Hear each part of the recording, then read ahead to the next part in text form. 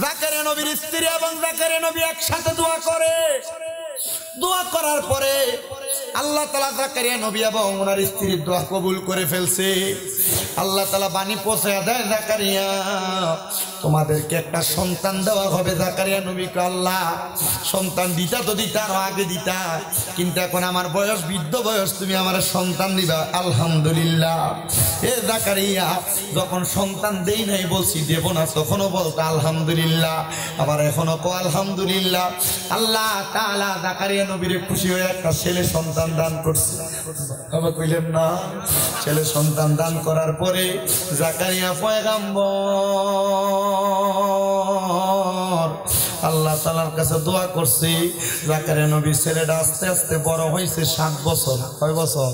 জাকারিয়া নবীর ঘর দুইটা, একটা ইবাদতখানা আর একটা হলো আলাদা সাইডের মধ্যে ইবাদতের জায়গা, একটা ইবাদতখানা আর একটা নিজে থাকার জায়গা। জাকারিয়া নবী বলে, সন্তানের 7 বছর বয়স, আমি আমার থাকার ঘরের মধ্যে থেকে রাত্রবেলা বের হওয়ার পর রাতে আর ঘরে যাই নাই, আমি আমার ইবাদতখানার মধ্যে ইবাদত করতে করতে সময় কাটিয়ে দিছি। দেখবেন সকালবেলা ঘুম থেকে ওইটা সন্তানেরা বাবারে না দেখবে মাঝে মাঝে কান্দে। ছোট মানুষ কান্দে না, কান্না করে। তো জাকারিয়া নবীর সন্তান ঘুম থেকে জাগ্রত হইয়া জাকারিয়া নবীর সন্তানও কান্দে, মা আব্বাজান কোথায়? মা জননী দেখা দিছে তোমার আব্বাজান ওই ঘরের মধ্যে। এবার মা জননীর কথা শুই না 7 বছরের ছেলে হাঁটতে হাঁটতে ঘরের মধ্যে প্রবেশ করলেন। এবার জাকারিয়া নবীর সন্তান জাকারিয়া নবীর কাছে যায়, দেখতেছে ওই ঘরের মধ্যে জাকারিয়া নবী নামাজের সিজদার মধ্যে মাথা ফালাইয়া রাখছে। সন্তান জাকারিয়া নবীর বাবরি কাটা চুলগুলার মধ্যে, ছোট মানুষ তো বোঝে না, দুই আলগি দিয়া তুলছে আর তাকায় দেখে জাকারিয়া নবীর চোখগুলা বড় বড় লাল হইয়া গেছে আর চোখগুলা দিয়া বায়া বায়া পানি পড়তাছে। ছেলে জিগায়, আব্বা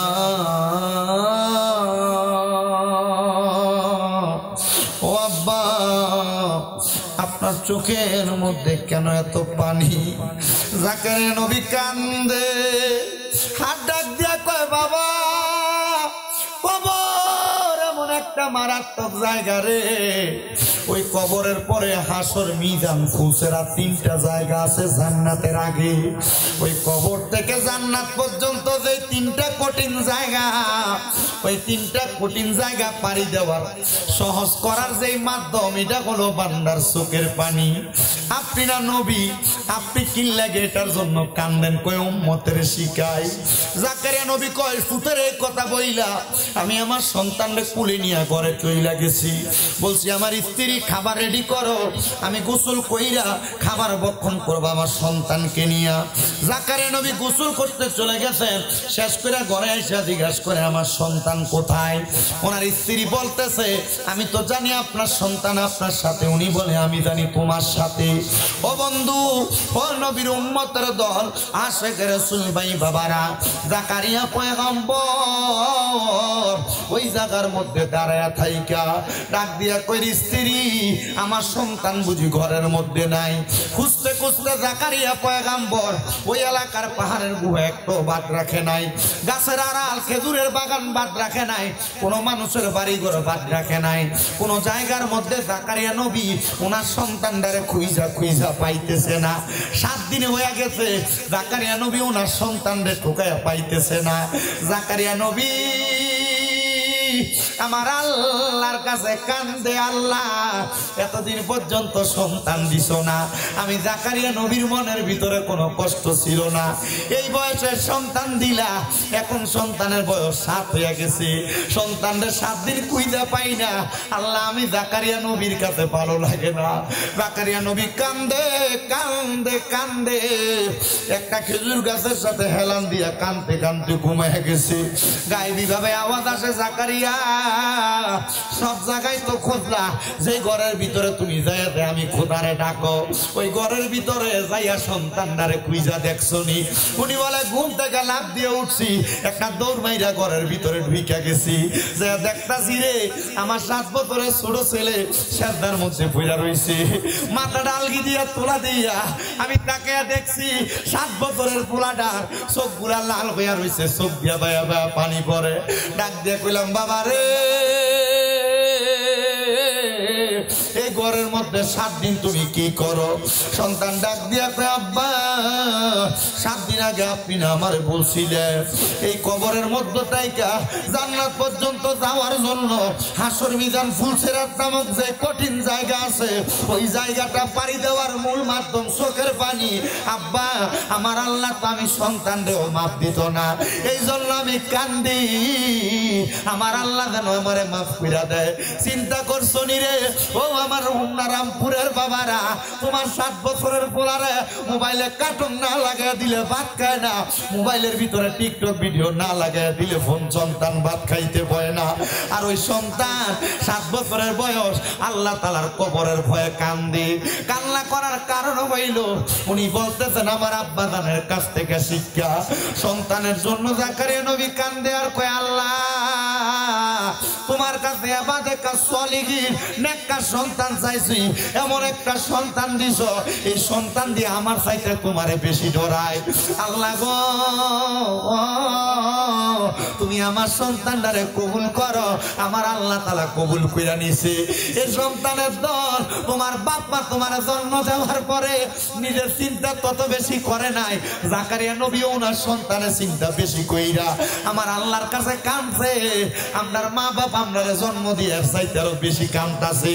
আরে কান্দে না শুধু, একটা সন্তান যদি দুনিয়ার জমিনে বিদেশেও চলে যায় মা বাপের কলজাটার ভিতরে শান্তি লাগে না, ঘরের বাহিরে গেলে শান্তি লাগে না। আজকের মাহফিলে আমার হাবিব ভাই যে এই রামপুরের খলিফা বাড়িতে মাহফিল প্রতি বছর বছর সাজায়, আমি জানি না এই মাহফিল আর কতদিন পর্যন্ত চলবো।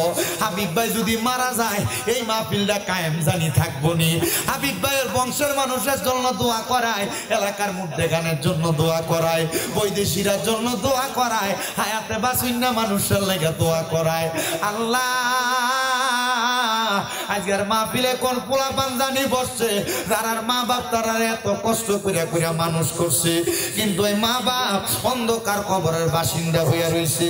মাবুদ পর্দার অন্তরালে কোন মাইয়াটা জানি বসছে তারা আজকে মা অন্ধকার কবরে মাহফিলে নাই।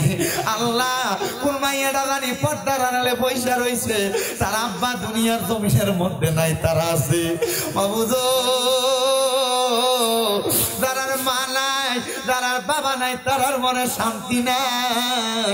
জাকারিয়া নবী সহ সব নবীর দোহাই দিয়া দোয়া করলাম আল্লাহ যাদের মা বাবা কবরে প্রত্যেকের মা বাবার কবর জান্নাতের বাগান বানিয়ে দাও, প্রত্যেকের মা বাবার কবর নাজাতের ফয়সালা করে দাও, প্রত্যেকের মা বাবার কবর নূরুন আলা নূর বানিয়ে দাও।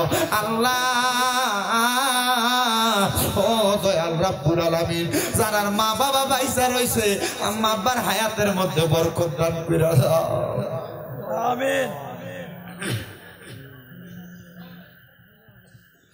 হে আমার কুমিল্লা হোমনার রামপুরের বাবা, যদি কেউ ওই মা বাপরে কষ্ট দিয়া থাকো আল্লাহর দোহাই আমি সব মাহফিলে কই তারার কাছে দেয়া মাফ চাইবা, নচেত আমার ওয়াজ শুনা তোমার কোনো লাভ নাই। যদি আর বাত না দিয়া থাকো আল্লাহর দোহাই আমি সব মাহফিলে কই তারার কাছে মাফ চাইবা, এরারে বাত না দিয়া ওয়াজ মাহফিল শুনলে কোনো লাভ হবে না।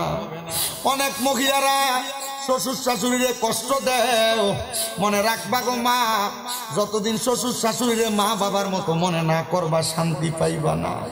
আল্লাহ ও দয়াল আল্লাহ আমরা প্রত্যেকের দোয়া কবুল কইরা নাও, আমরা প্রত্যেকের দোয়া কবুল কইরা নাও, আমরা প্রত্যেকের দোয়া কবুল কইরা নাও। আল্লাহ জাকারিয়া নবীর সন্তান যেমন ভাবে কান্নাকাটি করছে মাবুদ রে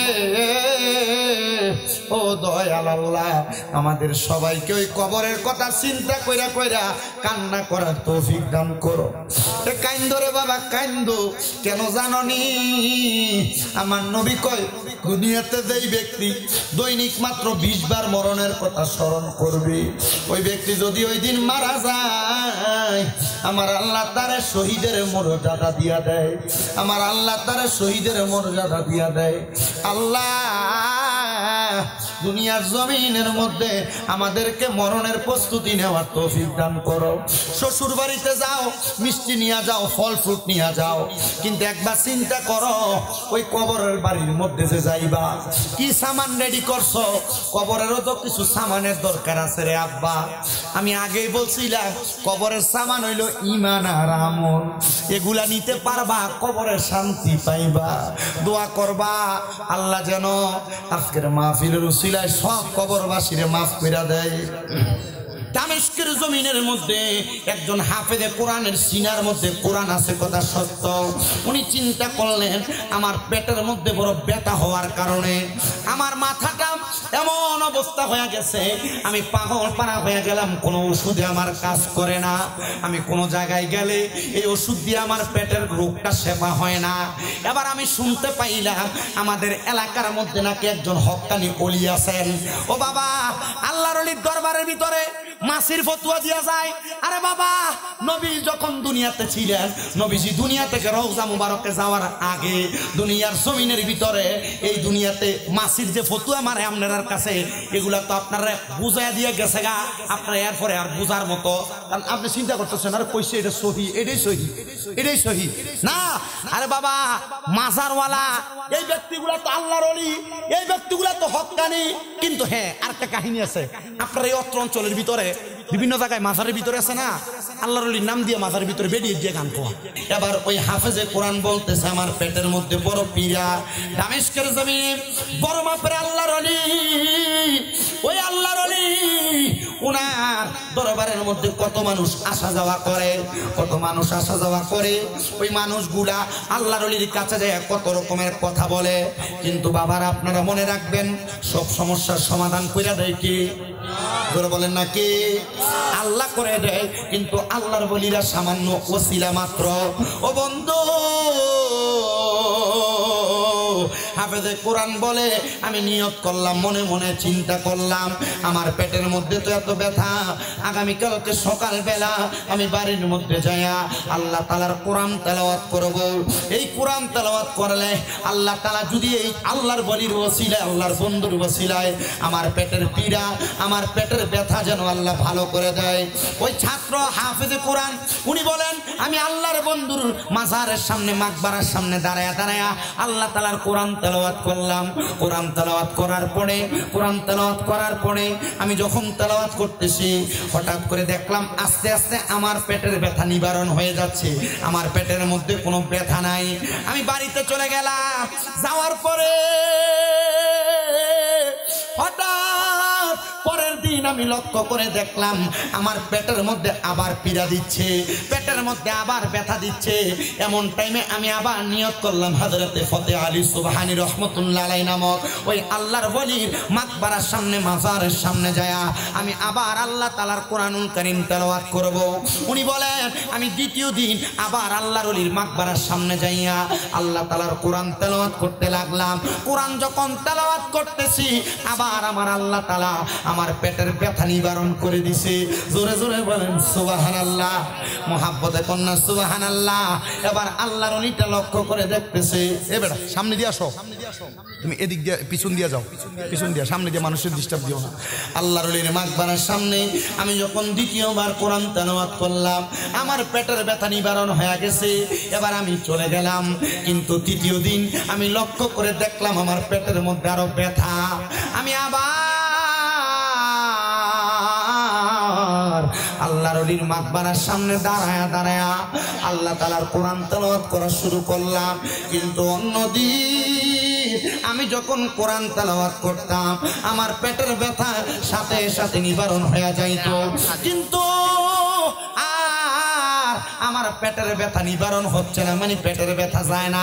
আগের 2 দিন কোরআন তেলাওয়াত করছে, পেটের ব্যথা গেছে গা, পরের দিনও করছে গেছে গা। কিন্তু তৃতীয় দিন কোরআন তেলাওয়াত করে পেটের ব্যথার, প্রথম দিন কোরআন তেলাওয়াত করছে পেটের ব্যথা কি হয়ে গেছে, দ্বিতীয় দিন করছে তখন পেটের ব্যথা, কিন্তু তৃতীয় দিন কোরআন তেলাওয়াত করে পেটের ব্যথার যায় না, পেটের ব্যথার। অন্যদিন যে পরিমাণ কোরআন তেলাওয়াত করতো তার চাইতে 4 ডবল কোরআন তেলাওয়াত করে ফেলাইছে, পেটের ব্যথাই যাইতেছে না। ছেলেটা ডাক দিয়ে বলে আমি আরো বেশি কোরআন তেলাওয়াত করতে লাগলাম, আমার পেটের ব্যথা নিবারণ হয় না। আমি যখন কোরআন তেলাওয়াত করতেছি আবার আমার পেটের ব্যথা নিবারণ হয় না, আমার মাথাটা একটু গরম হয়ে গেছে। আমি এমন টাইমে ওই আল্লাহর ওলির মাকবারার পাশে, মানে মাজারের পাশে, কবরের পাশে আমি একটা বেদ দেখা এটা হাতের মধ্যে নিয়া আল্লাহর ওলির মাজারের উপরে, মাকবারার উপরে আমি ঠাস ঠাস করে 3টা বাড়ি মারছি। 3টা বাড়ি মারছে। 3টা বাড়ি মাইরা আমি রাগান্বিত হয়ে হাতের বেদটা নিয়া আমি সামনের দিকে যাইতেছি। হায়রে, যখন আমি সামনের দিকে যাই দেখলাম আমার চোখের সামনে একজন ব্যক্তি দাঁড়ায় গেছে। ওই ব্যক্তির শরীরের কাপড়গুলা এলোমেলো, দেখতে তত সুন্দর লাগে না, যেটা আমরা পাগল মনে করি। একবারে পাগলের মতো আমার সামনে দাঁড়ায় গেছে। আমি জিগাইলাম, কে আপনি? পরিচয় কি গো, আপনার পরিচয় কি? উনি ডাক দিয়া কয়, আমার পরিচয় জানা লাগবে না রে হাফেজ সাহেব। এত রাগান্বিত, হাতের মধ্যে বেত নিয়ে যাও কই? বলে পেটের মধ্যে বড় ব্যথা, সামনে তাইকা সরো, নচেত এই বেত দিয়া তোমারে আঘাত করব। এবার পাগলা ডাক দিয়া কয়, তুমি মনে করছো কবরের উপর বাড়ি দিয়া বাচ্চা গেছো আর আমারে বাড়ি দিয়া বাচ্চা যাইবা? না না না, বাঁচতে পারবা না। হাফেজ সাহেব আমি এমন কথা শুই না থমকায় গেলাম। আমি আর তার সাথে কথা বানাইলাম না। আমি বললাম, আমি যে কবরে বাড়ি দিছি কেউ তো দেখেন নাই, আপনি দেখলেন কেমনে? আমার ডাক দিয়া কয়, বাবা পেটের মধ্যে ব্যথা, আগে তোমার ব্যথাটা তুমি সারাইতে চাও কিনা বলো? বলে হুজুর সারাইতে চাই। এবার ওই হাফেজ সাহেব ডাক দিয়া কয়, ওই পাগল ব্যক্তিটা কি যেন কইরা আমার পেটের মধ্যে ওনার হাতটা বুলিয়ে দিছে। বুলানোর সাথে সাথে আমার পেটের মধ্যে যে ব্যথা ছিল ওই ব্যথাটা নিবারণ হয়ে গেছে। আমার পেটে কোনো ব্যথা নাই। আর আমার বলছে আর কোনোদিন আমার পেটের মধ্যে ব্যথা হবে না, আমার পেটে ব্যথা হবে না। এই কথাটা বলার সাথে সাথে আমি একটা লাফ দিয়া ওই পাগল ব্যক্তিটার পায়ের মধ্যে ধরে ফালাইছি। আমি বললাম, হুজুর, ও আমার প্রাণের হুজুর, আমি আপনার কদমের মধ্যে ধরে বলি গো হুজুর, আপনার কদমে ধরে বলি হুজুর, আপনি বলেন না আমার পেটের ব্যথা আপনি যে ভালো করে দিলেন, আপনি এমন কি আল্লাহর ওলি? আমি তো এতদিন পর্যন্ত মরা ওলির কবরের ভিতরে যে কোরআন পড়ছি, আমি আপনার এতদিন পর্যন্ত চিনি নাই। উনি ডাক দিয়ে কয়, পাওটাকে ছাড়ো, তারপর আমার পরিচয় জানো। উনি আবার পাওটা ছাড়ার পরে ওই পাগল ব্যক্তিটা বলে, এবার তুমি আমার দিকে একটু তাকাও। এই তাকাও কথাটা বইলা ওই পাগল ব্যক্তিটা পিঠের মধ্য থেকে পিছন দিক থেকে ফিরা, পিঠের উপর থেকে কাপড়টা ফিরিয়ে দিয়া ডাক দিয়ে কই, তাকায় দেখো তো আমার পিঠের মধ্যে কয়টা দাগ দেখা যায়? বলে আপনার পিঠের মধ্যে দাগ দেখা যায় 3টা। এরে হাফেজে কোরআন, ওই কবরের মধ্যে বাড়ি দিছিলা কয়টা? বলে বাড়ি দিছিলাম 3টা। বলে 3টা বাড়ি আমার পিঠের ভিতরে লাইগা রইছে রে, আমি তোর বাড়িগুলা সহ্য করতে পারি নাই। তুই যখন বাড়ি দিয়া আমার কবরের সামনে তাইকা চলে আসো, আমি আমার মাওলার কাছে ফরিয়াদ জানাইছে, আল্লাহ আমার একবার ক্ষমতা দাও, আমি দুনিয়াতে যাইয়া ওই হাফেজে কোরআন রে তার পেটের ব্যথাটার জন্য আরেকবার দোয়া কইরা দিয়ে আসি। হাফেজে কোরআন কয়, বুঝলাম না, আমি তো কবরের সামনে বাড়ি দিছি, কবরের মধ্যে বাড়ি দিছি, আপনার পিঠে আসলো কেমনে? আর আপনি বা কেন আমার পেটের ব্যথা 2বার বালা হয়েছে, 3য়বার বালা করাইলেন না? ডাক দিয়া কয়, বাবারে ব্যথা তো মাফ করার মালিক আল্লাহ, ব্যথা দেওয়ার মালিক আল্লাহ। কথা কোন, কথা কোন, কথা কোন। হাফেজে কোরআন একটা ডাক দিয়া কয়, পাগল, পাগল, আপনার কাছে জানতে চাই, তাইলে আপনার কবরে বাড়ি দিলাম, এই বাড়ি যদি আপনার ফিরে লাগে, এ পাগল, তাহলে আমি যে আপনার কবরের সামনে দাঁড়ায় দাঁড়ায় কোরআন পড়ছি, প্রথম দিন আমার ব্যথা তো মাফ হয়েছিল, 2য় দিন পড়ছি মাফ হয়েছিল, 3য় দিন পড়ছি ব্যথা কেন বাড়লো? পাগল একটা ডাক দিয়া কয়, কোরআনে হাফেজ, ব্যথা দেওয়ার মালিক আল্লাহ, নেওয়ার মালিক আল্লাহ, বাড়াইয়া দেওয়ার মালিক আল্লাহ, কমাইয়া দেওয়ার মালিক আল্লাহ। হাফেজ সাহেব, ও প্রথম দিন যখন তুমি আমার কবরের সামনে দাঁড়ায় দাঁড়ায় কোরআন পড়ছ, তোমার কোরআন তেলাওয়াতটা আমি কবরের বাসিন্দার কাছে বড় মায়া লাইগা গেছে। আমি ওই সময় আমার আল্লাহর কাছে কইছি, আল্লাহ তার কোরআন তেলাওয়াতটা যেহেতু এত সুন্দর, আল্লাহ তার কোরআন তেলাওয়াতের বরকতে তুমি তার পেটের ব্যথাটা ভালো করে দাও। আমার আল্লাহ তাআলা তোর পেটের ব্যথা ওই দিন ভালো করে দিছে, কিন্তু কইরা তোমার পেটের ব্যথা কমাইয়া দিছে যখন তুমি তৃতীয় দিন আমার কবরের সামনে কোরআন পড়ছো।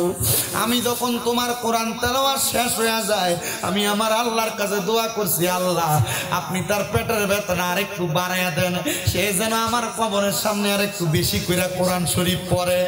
আল্লাহ আপনি আরেকটু বাড়াইয়া দেন, সে যেন আমার কবরের সামনে একটু বাড়াইয়া কোরআন শরীফ পড়ে।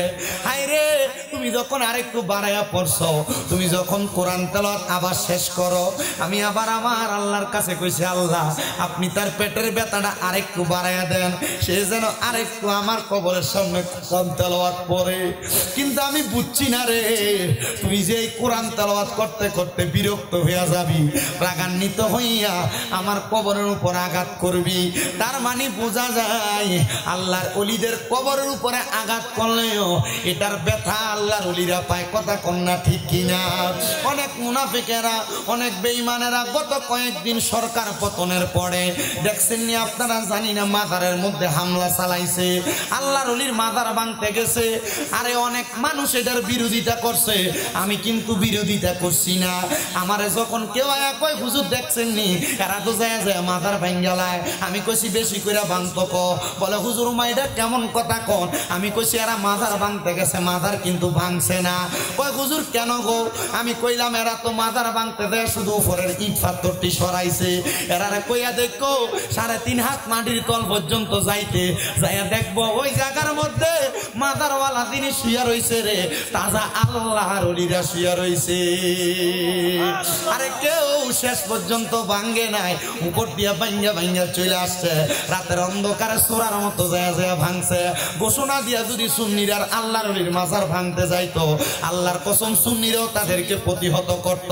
মনে রাখবেন, আমার আল্লাহর নবী ঘোষণা করে, আল্লাহ তাআলা হাদিসে কুদসির মাধ্যমে জানায়া দেয়, মান আদালি ওয়ালিয়ান ফাকাদ আযামতুহু বিল হারব।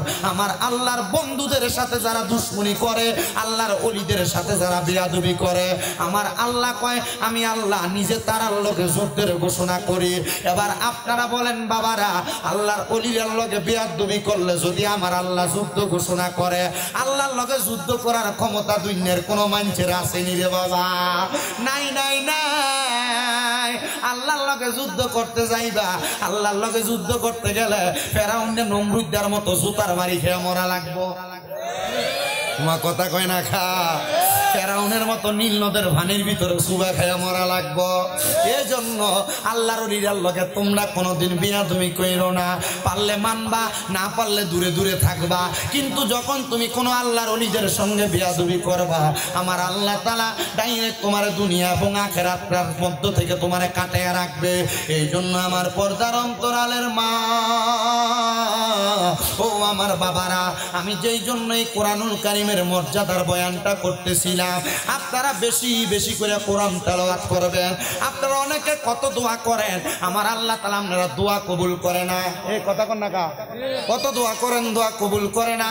এর মধ্যে দোয়া কবুল না হওয়ার কারণ হইল 3টা। কয়টা? ধরে কন্যা কয়টা?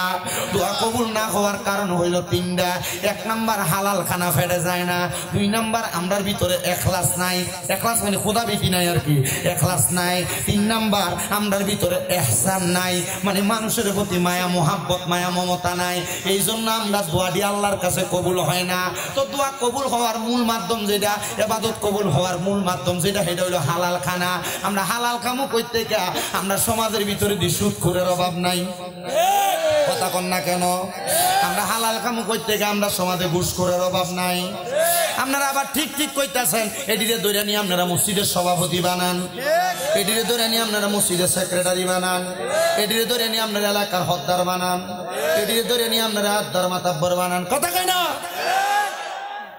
যদি কয় আমরা সুদকা সভাপতি মানে সুদকা, মসজিদে ছাদ ঢালাই দিয়ে দিছে বেটা, মসজিদের রডটি দিছে আর লাগে বেটা সভাপতি। কথা কয় না কা? ওই বেটা দিয়ে এলাকার ঘুষখোর, বেটা দিয়ে মানুষের জমি দখল করে খা, বেটার মসজিদে সেক্রেটারি মানে সস্কা না, মসজিদে টাইস দিছে বেটা।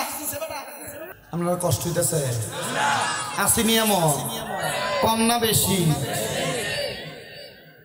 এলাকা হদ্দারি করে বেটা, এবারে এবার ভাই বাতিতে জমি দখল করে খা, এবারে দা মানুষের বিচার করতো হিসাব তোর কোলে বেটা। সত্য এবার সত্য কথা বলে ওই এমন আছে না নাই? মানুষের জমি দখল করে খা, এটা মানুষের বিচার করতো হদ্দার। হ্যাঁ সাধনে বয়ে বয়ে দেখবেন লম্বা লম্বা কথা সুৎকুর আর ঘুষ করতে কর সোরার ঘরে নুরা আছে না নাই? আবার দেখবেন এই রামপুরের বাজারে দিয়া মুরগা কিনতে আপনি দেশিটা কিনতে পারছেন, আপনি কিনতে পারতেন এবার এক মোড়ে কিনা মুরগার দাম 3000, এবার কাই 3500 মধ্যে কিও আপনি 3000 তো বেশ হইলে কষ্ট হয়ে দেবো। আমার ইচ্ছে হয়েছে আধা মনে এক সমানে কিনা ঠিক আছে। এটি করতে গেছে কথা কয় না? আছে না নাই?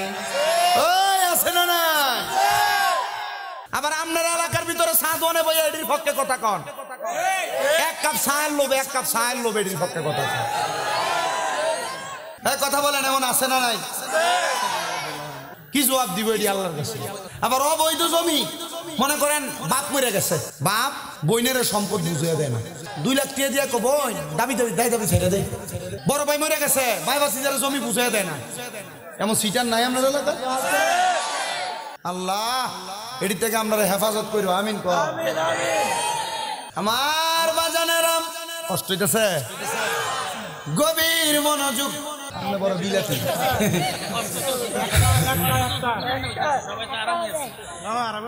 আমার তো আরাম না, আমার তো বেরাম। আমার বাজানেরাম গভীর মনোযোগ দিয়ে বয়ানটা শ্রবণ করবেন, তাইলে দোয়া কবুল হওয়ার যে সত্য। এমন হারাম খাওয়াইনারা হাজার দোয়া করলে দোয়া কবুল করত, তখন কবুল করত। আল্লাহরে ভয়ও করা লাগবো, মানুষের প্রতি ইহসানও করা লাগবো, মায়া দয়াও করা লাগবো, লাগবো নি। অনেক মা বোনেরা দোয়া করে কবুল হয় না। মা বোনেরা মনোযোগ দিয়ে শোনো গো মা, তোমরা জান্নাতে যাওয়া বড় সহজ গো মা। আল্লাহর নবী শিখিয়ে দেয়, কোন মহিলা যদি 4 কাম করে জান্নাতি। নবী গো 4 কাম কি? নবী কো 1 নাম্বার কোন মহিলা যদি পর্দা করে, 2 নাম্বার কোন মহিলা নামাজ পড়ে 5 ওয়াক্ত, 3 নাম্বার কোন মহিলা রোজা রাখে, 4 নাম্বার কোন মহিলা যদি স্বামীর আদেশ অমান্য না করে, তাহলে এই মহিলার জান্নাত একবারে সহজ। এ মহিলার চাইতে বড় আল্লাহর ওলি দুনিয়াত নাই। মারহাবা কোন, মারহাবা কোন।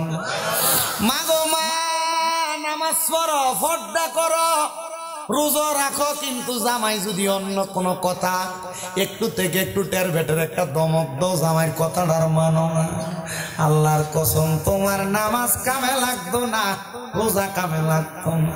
দিনের বেলা ঝগড়া করে রাত্রে বেলা অন্যদিকে মুখ ফিরে রাখে। অন্যদিন বাচ্চা থাকতো এক পাশে, জামাই বউ এক লগে ঘুমাইতো, যেদিন ঝগড়া করে দিন বাচ্চা মাঝখানে। অন্যদিন কি তো কষ্ট হইতেছে, এবারে এবারে কই যা তারা ধরে রাখতে কষ্ট। আমরা আছে কয় না তো মার হাবা বেটা কইয়াতে মুর্শিদ ভাই আরো জোরে কোন মার হাওয়া। অন্যদিন জামাইবো ঘুমাইতো 2 বালিশে, কিন্তু যেদিন ঝগড়া হয় মাঝখান দিয়ে বালিশ একটা বাইরে জায়গা। মা বোন দোয়া কবুল হইব কেমনে? আপনি কত দোয়া করেন, ঘর থেকে রোগ বালা মুসিবত সারে না, আরে সারবো কেমনে মা? আপনি তো আপনার জামাইয়ের মন খুশি রাখতে পারছেন না। কথা কন আমার বাবারা, আমার বন্ধুরা, ও পর্দার অন্তরালের মা বোনেরা, দোয়া কবুল হওয়ার মূল মাধ্যমের ভিতরে আরেকটা মাধ্যম স্বামীর মনটারে খুশি রাখা লাগবো। স্বামীর মনটা যদি অখুশি রেখে আপনি রাত্রবেলা ঘুমান, আমার আল্লাহর আযাবের ফেরেশতারা আপনারে লানত দিব। মহিলারা স্বামীর আদেশ মানতে চায় না, স্বামী তাদেরকে কত রকমের আদেশ করে শুনতে চায় না, কিন্তু আল্লাহর নবী বলে কোন মহিলা তাদের স্বামীর আদেশ ছাড়া বাবার বাড়ি তো যাইতে পারবে না। কিন্তু বাবার বাড়ি দূরের কথা, বেটি পুরা হুমনা বাজার ঘুরে চইলাইয়ে জামাইয়ের খবর ওঠায় না।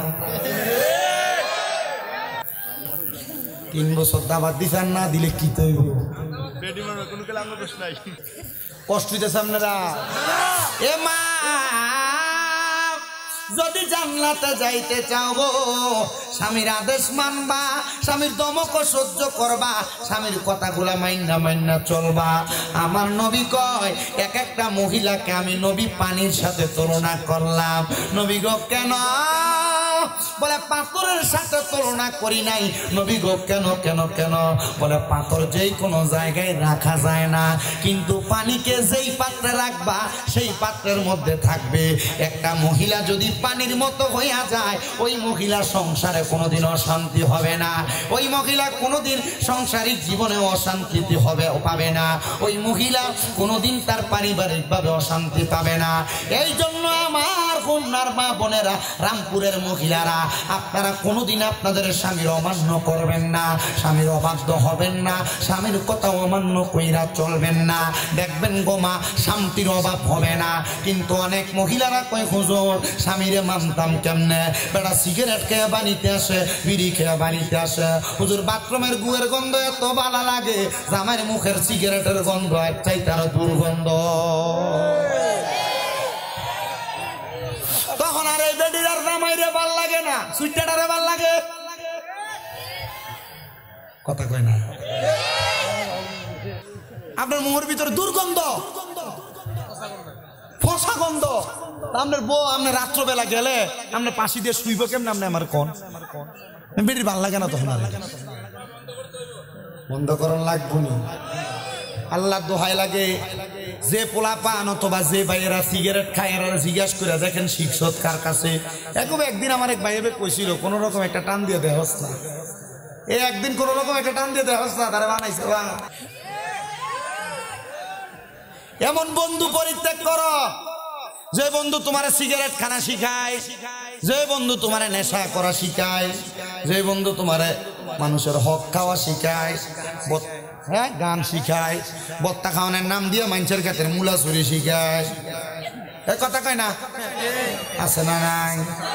এই জন্য বাবা বন্ধুরা ভাইয়েরা, আপনাদের কাছে আমার করজোড়ে আপনারা পরিবারের শান্তি করতে চাইলে শুধু মহিলাদেরকে দোষ দিলে চলবে না। মাঝে মাঝে আপনারা আপনাদের নিজের দোষের কত চিন্তা করবেন। দোয়া কেন কবুল হয় না? কত দোয়া মসজিদে বেটারা করে, কত দোয়া মহিলারা আবার তাদের ঘরের মধ্যে করে। এরে বাবা, দোয়া কবুল হওয়ার আরেকটা মাধ্যম আছে। জামাই বউ এক লগে যদি নফল নামাজ পড়া দোয়া করতে পারে, আমার আল্লাহ তাআলা তাদের দোয়া ফিরায় না। পড়ার দরকার আছে না নাই? দরকার আছে না নাই? ও বন্ধু, ও নবীর উম্মতের দলেরা, এমন দোয়া কে করছে জানো? এমন দোয়া করছে আল্লাহ তাআলার পয়গম্বর হযরতে জাকারিয়া আলাইহিস সালাতু ওয়াস সালাম। বয়স বড় বৃদ্ধ হয়ে গেছে জাকারিয়া নবী। তো জাকারিয়া নবী ছিল হযরত মরিয়ম আলাইহিস সালাতু ওয়াস সালামের খালু। হযরত মরিয়ম আলাইহিস সালাতু ওয়াস সালামের খালু। তো মরিয়ম আলাইহিস সালাতু ওয়াস সালাম যখন ছোট, মরিয়ম আলাইহিস সালাতু ওয়াস সালামের বাবা মারা যাওয়ার পর ওনারা লালন পালনের দায়িত্ব পড়ছিল জাকারিয়া নবীর উপরে। মারহাবা কম। আমার জাকারিয়া নবী ছিল বাইতুল মুকাদ্দাস মসজিদের ইমাম সাহেব। মারহাবা। 4 জন ইমামের ভিতরে উনি একজন ইমাম। মরিয়ম আলাইহিস সালামের বাবা ছিল আরেকজন ইমাম, উনি মারা গেছেন, উনি ছিলেন দ্বিতীয় নাম্বার। মারহাবা। হযরত জাকারিয়া পয়গম্বর মরিয়ম আলাইহিস সালাম রে কুলে পিঠে করে মানুষ করার পরে যখন মরিয়ম আলাইহিস সালাম বড় হয়ে গেছে, জাকারিয়া পয়গম্বর আমার আল্লাহর কাছে দোয়া করে, আল্লাহ আমার মরিয়ম এখন আর আমার কাছে নাই গো আল্লাহ, আল্লাহ তুমি যদি আমার একটা ইবাদিকা সলিহিন নেক সন্তান দিতা, তাহলে আমি জাকারিয়া নবীর মনের আশাটা পূরণ হইতো, আমার কলিজা ঠান্ডা হইতো। জাকারিয়া নবী দোয়া কইরা কানতে কানতে বাড়িতে গেছে চোখের পানি মুছতে মুছতে। জাকারিয়া নবীর স্ত্রী জাকারিয়া নবীরে দেখা ডাক দিয়ে কই, স্বামী গো এমন ভাবে কান্না করতেছেন, কান্না করার কারণটা কি জানতে চাই। ডাক দিয়ে কই, স্ত্রী এমন ভাবে কান্না করার কারণটা তুমি জানতে চাও? আমি কান্দি আল্লাহ যেন আমার একটা সন্তান দেয়। বলে কেন? কারণ একটা সন্তানের দোয়ার কারণে আল্লাহ তাআলা মা বাপরে মাফ কইরা দেয়। হায় রে, আপনি না নবী, আপনারা কি লেগে মাফ করা লাগবো নি? কয় না রে না, সন্তানের প্রতি মায়া কোন মা বাবার নাই?